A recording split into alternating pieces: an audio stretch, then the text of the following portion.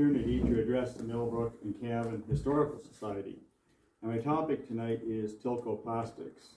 By that, I mean to talk about the company, the strike that took place there in 1965, in a roundabout way, how it happened that I came to write the script for Fourth Line Theatre's upcoming production of the Tilco strike. Tilco Plastics was a small manufacturer in Peterborough at a time when the city was a manufacturing powerhouse.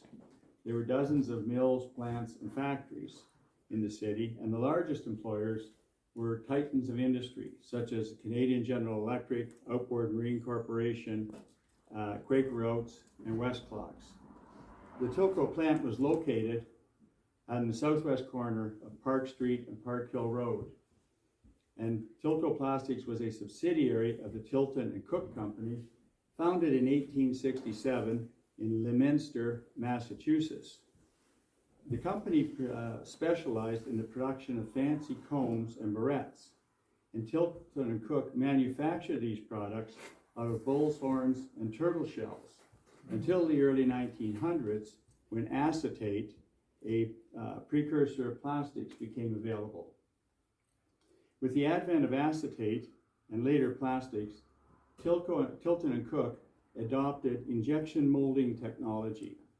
Injection molding is a process that applies heat and pressure to tiny plastic pellets, which converts them from a solid to a molten state.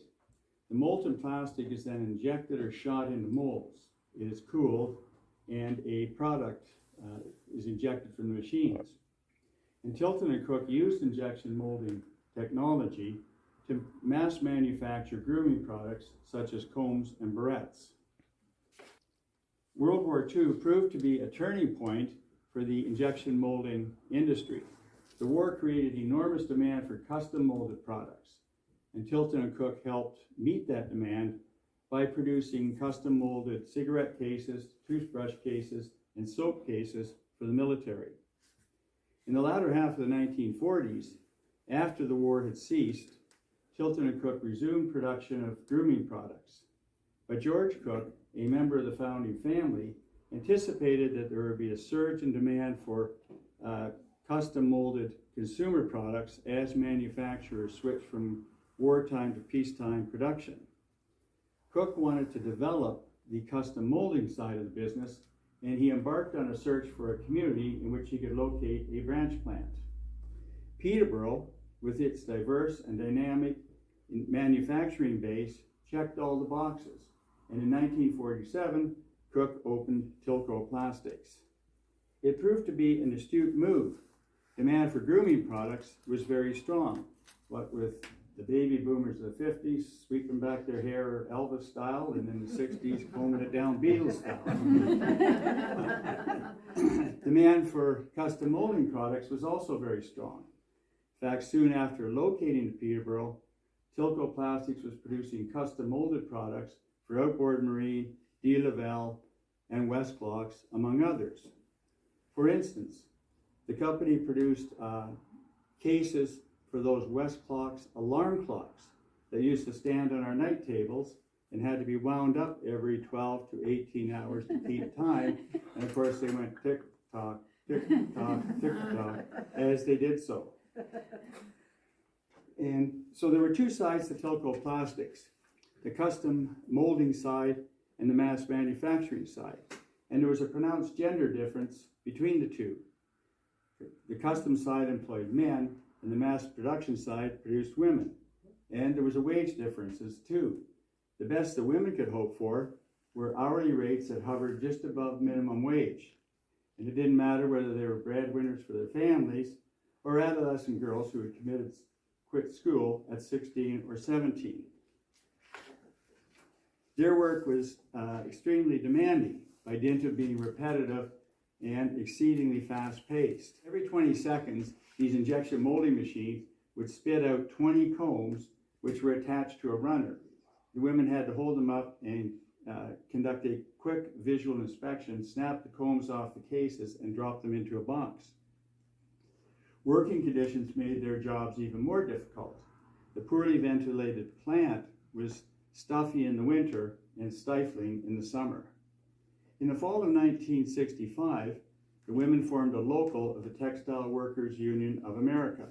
They were seeking a first contract, and they actually reached an agreement after some tough negotiating with the management group. However, when it came time to sign a contract, one member of the ownership group, Harold Pammett, had reneged on a commitment. The women felt betrayed. They refused to sign the contract. They walked out, and so began a long, nasty strike. Now, I'd like to tell you in a roundabout way how I came to write the script for Fourth Line Theatre's upcoming production of the Tilco Strike. And Doug did cover a lot of this ground in his introduction, but I'll have to go over it again. But anyway, so I've had a long and diverse writing career, which spans 6 decades, and I was employed as a journalist for 25 years. I worked on a weekly newspaper and a daily. I also worked on 2 weekly news magazines, one regional, one national, and the latter being Maclean's, where I was a senior writer from start to finish. And I left Maclean's in June 2001, and I've been a freelance writer ever since. Freelance writing is not for everyone. It's a perpetual scramble, and you sort of take whatever you can get or whatever happens to come in the door in the way of work. You're bound to make a lot less money than your peers who are employed, but you're going to have a lot more fun. And I started writing books at Maclean's, and I continued as a freelancer and have in fact written 10 books of popular history on a wide array of subjects. Now, most writers and journalists will find some area or subject that they can specialize in. It is a way to develop expertise, acquire a reputation, and ideally to build your brand. But I've made a virtue of versatility. I've never specialized in any one subject or area of interest. However, I did find a niche that has proved to be fulfilling and financially relatively lucrative. And this niche is commemorative history. So in the fall of 1982, I published a history of the first 100 years of Stanley Cup competition. I later wrote centennial histories of the Montreal Canadiens and the National Hockey League. And when I started freelancing, I landed a commission to write the first 50 years of the Canadian generic pharmaceutical industry. And this made me think I should look for similar opportunities, and I was fortunate enough to land 2 further commissions, one to write 50 years of the St. Lawrence Seaway, and the other to write the first 50 years of Trent University. And this brings me back to Tilco. I interviewed dozens of people for the Trent book, among them Joan Sangster, a distinguished Canadian historian. And Joan made her mark with groundbreaking research on the working lives of women employed in Peterborough factories from the 1930s through the 1960s. And during our interview, she told me about this strike at Tilco and why it became a landmark labor dispute. I read the paper, and I had one of those eureka moments. I said, this is a natural story for Fourth Line Theatre. And I knew it was a fit because I'd been coming to Fourth Line off and on since the 2nd season. Now, just because you have a good idea doesn't necessarily mean you can bring it to fruition, especially when you're doing something you've never done before, like writing a script. Unfortunately, I had a number of things going for me. One being, having made a virtue of versatility throughout my career, I was not inhibited by a fresh challenge. Second, I had a framework of fact to depend on as I was developing the script. I read the Examiner coverage of the strike from start to finish, and I interviewed several women who were involved in the strike. I also interviewed the late Pat Baker, who was a young salesman at the time and later became a part owner of the company. So many of the scenes that you'll see in the play this summer are based on actual events. The other thing I had going for me that I was able to draw upon was personal experience. The play is set in Peterborough in the 1960s, and I was a teenager growing up in Peterborough in the 1960s. So I was writing about a time and a place with which I was intimately acquainted. I was writing about factory and the people who worked there. As a university student, I had jobs in a number of Peterborough factories, so I understood the working environment and the people that worked in factories. This seems amazing to me, and it is a time, It is a sign of how much times have changed. But as a university student, I had 7 factory jobs. I worked at Outboard Marine 3 times, once on a snowmobile line, another time on a chainsaw line, and a third time in a warehouse. I had 2 jobs at Quaker Oats, and I worked briefly at a Domtar packaging plant, which was on Park Street South, where the Staples outlet now stands. And I worked very briefly at a bathtub factory in Stratford. Collaborated with many writers and editors over my career, including some of the best in the country. But I can honestly say that working with Kim has been one of the most gratifying collaborations of my career. We began in early 2016 with a concise summary of the story that I had written based on Joan Sangster's paper. I wrote a first draft and then a second draft.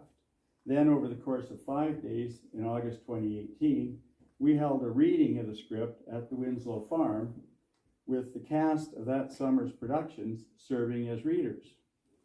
We went through additional drafts and then put the material to the test at a 5-day workshop in early March 2020. This was my first workshop, and it was both a nerve-wracking and exhilarating experience. We began with scene-by-scene readings with our 10-member cast. At the end of each scene, Kim would say, "Comments," and I would sit, waiting anxiously, and hope the scene in question made it through the round intact. We resurrected it last fall and went to work on it again. It's been a long process to get this close to production, but it's been great. With each new draft and each round of revisions, I could see something better emerging. As a writer, you can't expect more than that. Now, some of you may be wondering why so much attention about a strike involving a small union at a small manufacturing plant so many years ago. I'm not going to give away the whole story, but let me just say that the women were badly treated by their employer, by the courts, and ultimately they were abandoned by the textile workers. To say that they deserve better would be an understatement. The Peterborough clergy, the Peterborough labor movement, and the broader community all threw their support behind the women. Indeed, 26 union men went to jail for supporting them. The then mighty Toronto Star devoted some coverage to the strike. Opposition MPs at Queen's Park pressed the government to intervene. The government said no to that, but did appoint a royal commission into labour practices in Ontario. And this little strike became a landmark dispute that changed relations in the province forever. So I hope you'll all come to the Tilco strike at the Fourth Line Theatre in July. Bring your friends and neighbours because it's going to be a great show. Thank you very much.